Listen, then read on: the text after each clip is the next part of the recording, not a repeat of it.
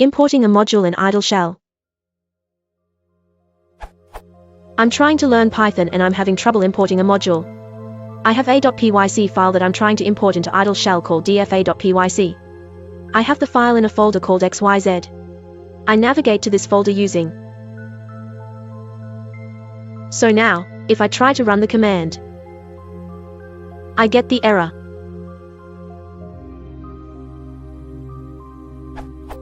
If I run the command, it returns true. Can someone explain how I can get the dfa.pyc file imported? Thanks.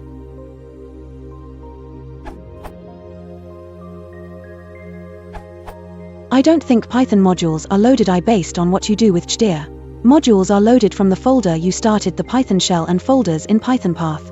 If you want dynamically load modules, maybe you can check imp.loadModule sample in the bottom of the page.